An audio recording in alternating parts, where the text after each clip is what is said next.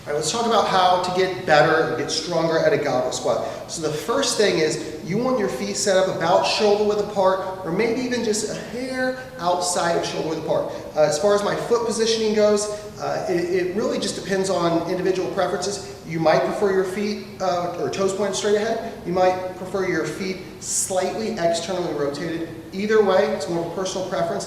That doesn't really make a big difference. But again, I see a lot of people set up way too narrow on this. So you might want to try scooting your feet out just a little bit wider and potentially even externally rotating your feet. That might feel more comfortable.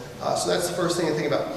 The next two things to think about are how you hold the kettlebell, especially if you're trying to increase strength, lifting heavier kettlebells. Obviously, holding a heavier weight is harder to do. So two things to think about. One, I want my arm right here, my forearm to be more vertical or perpendicular with the floor. So I want it to be up and down like this, not like this. So the more straight up and down my forearms are, the better. And then also, the third thing to think about, the closer the kettlebell is to me, the better. So a lot of people will make the mistake of holding this kettlebell out away from them. It's just a lot harder to hold on to. So you're going to be able to, you're going to be a lot more comfortable with a heavier load with the elbows tucked in tight and the weight close to the body.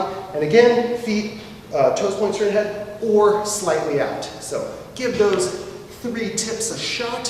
See how it works.